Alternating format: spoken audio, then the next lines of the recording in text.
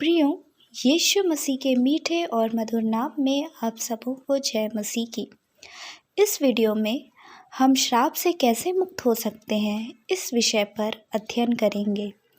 इसका पहला भाग क्या मुझ पर श्राप है तथा दूसरा भाग श्राप क्यों आते हैं, इसी कड़ी में भाग 3 के रूप में यह बनाया गया है। संपूर्ण बाइबल से श्राप के संबंध में भाग 1 और भाग 2 में महत्वपूर्ण जानकारी दी गई है।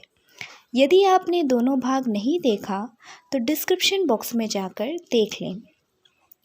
प्रियों, संपूर्ण बाइबल का यह महत्वपूर्ण अध्ययन है श्राप के संबंध में विस्तार से जानना। बहुत सारे मसीही ज्ञान ना होने के कारण या अधूरा ज्ञान होने के कारण आज भी श्राप के जंजीरों से जकड़े हुए हैं और चाह कर भी छूट नहीं पा रहे हैं। यहाँ संक्षिप्त रूप में बहुत ही महत्वपूर्ण जानकारी दी गई है, जिसे आपको ध्यान से पूरा सुनना है और अमल करने पर प्रभु की सहायता से आप श्राप से मुक्त हो जाएंगे। प्रियो, श्राप से मुक्त होने के लिए पहले चरण में आपको यीशु मसीह पर और उनके बलिदान पर संपूर्ण रूप से स्वीकार करना अनिवार्य है। आपको विश्वास करना होगा कि परमेश्वर ने यीशु मसीह को मुर्दों में से जिलाया और आपको अपने मुंह से यह अंगीकार करना होगा कि वह प्रभु है।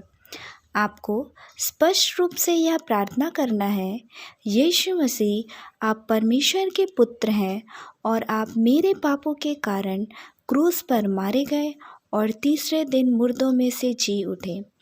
पहले चरण में आपको यीशु को परमेश्वर के पुत्र के रूप में और उसके बलिदान को मानना ही होगा, तभी आपका पहला चरण पूरा होगा और आप दूसरे चरण में प्रवेश कर सकेंगे। दूसरे चरण में आपको अपने पापों और अपराधों का सच्चा पश्चाताप करना है। बिना सच्चे पश्चाताप के आप प्रभु को स्वीकार नहीं हो सकते। पश्चाताप का मतलब अपने समस्त अपराधों और पापों का संपूर्ण रूप से त्याग करना और आगे कभी भी भूलकर उन पापों को ना दोहराना। यदि आप इन दोनों चरणों को पूरा करने में सफल हो गए तो तीसरे चरण में आपको अपने समस्त पापों के लिए क्षमा का दावा प्रस्तुत करना होगा। बिना क्षमा के परमेश्वर की कोई भी आशीष हम पर फलवंत नहीं हो सकती। यदि आपको कोई ऐसे पाप का ध्यान आता है जो श्राप की ओर ले जाता है, तो ज़रूर उन पापों का अंगीकार कर ले। यह भी हो सकता है कि आपको पूर्वजों द्वारा किए गए पापों जैसे मूर्ति पूजा, टोना जादू के कारण आपके ऊपर श्राप आ गया हो। हालांकि आपके पूर्वजों द्वारा किए गए पापों का दोष आपके ऊपर नहीं है, फिर भी यह आपके जीवन को कई प्रकार से प्रभावित कर सकता है।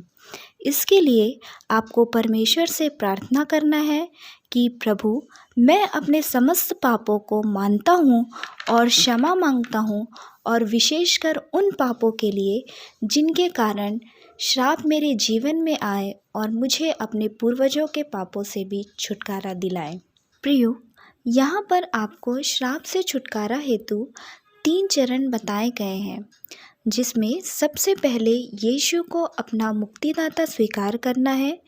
दूसरे चरण में आपको अपने पापों का सच्चा पश्चाताप करना है। तीसरे चरण में आपको समस्त पापों और पूर्वजों के पापों के लिए क्षमा मांगना है। यह तीनों चरण क्रम से ही करना है।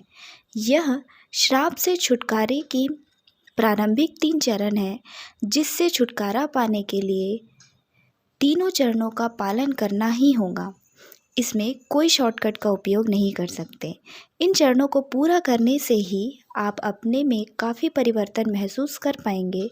लेकिन प्रियो, ये चरण छोटे ज़रूर लगते हैं, लेकिन इन्हें पूरी रीति से पालन करना अनिवार्य है, और इसके बाद आप अगले 3 चरणों के लिए पूरी रीति से तैयार हो जाएंगे।